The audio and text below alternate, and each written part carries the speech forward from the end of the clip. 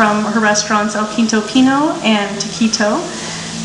And she was inspired by the book, and then she also has some of her signature dishes here, and you'll see the list of her dishes in your goodie bag when you leave. And we're completely thrilled to have you here and to be participating, and also to have her contributing to the book. And she just wanted to talk with you guys a little bit about tapas and her experience.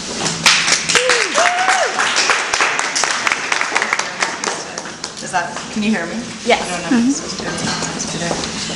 So I talk about tapas all the time, so I thought I would be really comfortable sitting up here, or standing up here talking to you, and I'm finding myself a little uncomfortable actually, because there's a lot more of you than I thought. But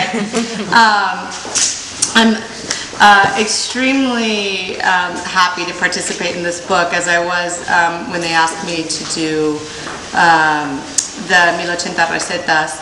I have two restaurants in New York. One is a very traditional multi-regional tapas bar. And when I say it's traditional, it's not conventional, because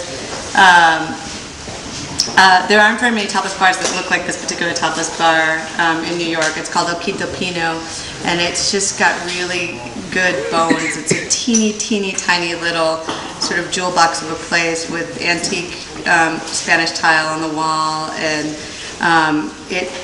it promotes the feeling of being in a bar in Spain.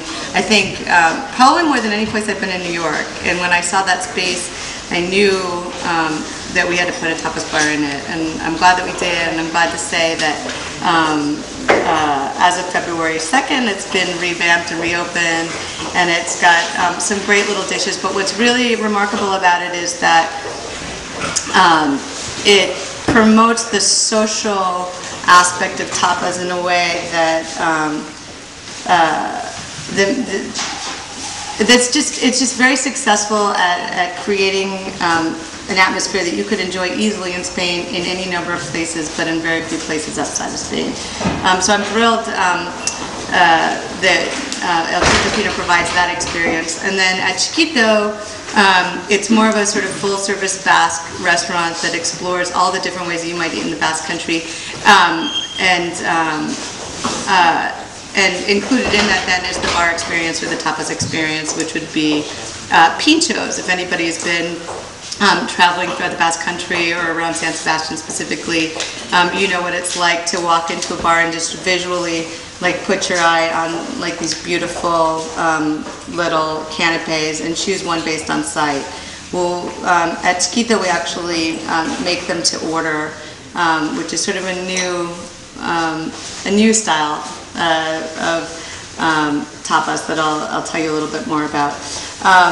But I have been in the Spanish food business for about 10 years, since I took a job at a Spanish restaurant not far from here called Megas, and I met my husband and started traveling a lot to Spain, and also found that I just had a real affinity for the food. And while I was working at this sort of more formal Spanish restaurant, I kept saying what was missing in that restaurant, and that restaurant is not here anymore, was tapas. Tapas are just super easy to like, and I think that they've really captured the imagination of a lot of chefs and a lot of people who really enjoy food, because you can have so much variety in one evening by going from one tapas place to another, or by enjoying several tapas in one place.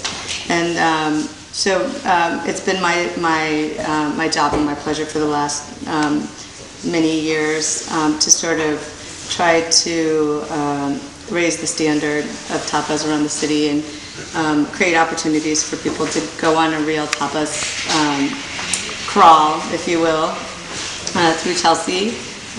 So if you're tapas interested and you want to come down to El Quinto Pino or Txikito, you could pretty much go straight down 9th Avenue and then find your way into Socarat, and then find your way at some old sort of stalwarts like El Faro, and they're all part of the story, and so are we. As far as this particular book is concerned, as I said, I'm really happy to be part of this book. I'm happy to be part of this book because when I first started going back to Spain, or going to Spain with my husband, I went to his grandmother's house, and on her shelf was Simon Ortega's 1080 Recetas. And I had that book on my shelf, and my mother had that book on her shelf for a number of reasons. We're not Spanish, but my mom's been cooking Spanish food for a long time too. And I was glad to see that I had the book that everybody in Spain has. And I think that these books have been really successful because they're kind of everything that you need in one volume. And actually, my grandmother-in-law, my husband's grandmother, she only had like 3 books on the shelf, and that was one of them. Because people who grow up in the culture, they just know how to make the dishes that they need to make regionally. And then outside of their region, they just go to Simon Ortega and they find what they need. So I was glad I had the right book already, like in my possession.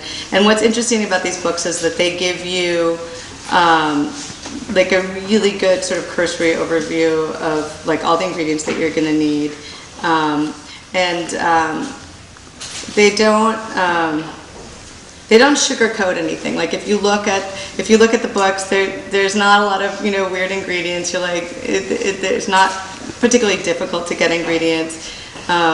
Maybe more so here than in Spain, but it's very straightforward, and it's amazing to me in the Spanish palate, like how flexible those flavors are and how many different things you can make out of like a small pantry full of ingredients. And I urge you guys to explore those ingredients and come up with your own. I mean, one of the things that is so satisfying about making tapas is that there's just not even a rule book anymore. It's about ingenuity. I mean, most tapas were created in behind a bar with a really small, in a very small environment with very few tools, and a lot of sort of thinking out of the box. And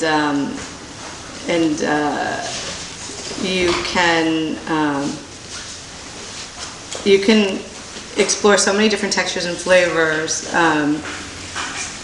with just a small arsenal of information. And I think that the book is true to that.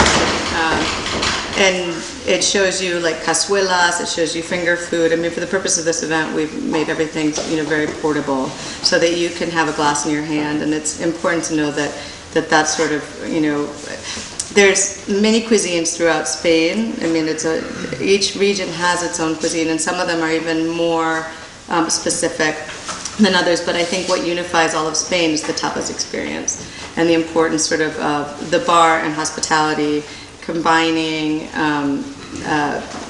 wine or beer or sherry with food. And it's all about the offer, however small it is, and however simple it is. It's sort of more than the sum of its parts, always. So all of these dishes that you've had today have probably a maximum of like 3 ingredients. But I'm sure that in the pleasure of all this company and with some great sherry or some great wine, they sort of get elevated. I think that's what tapas are about.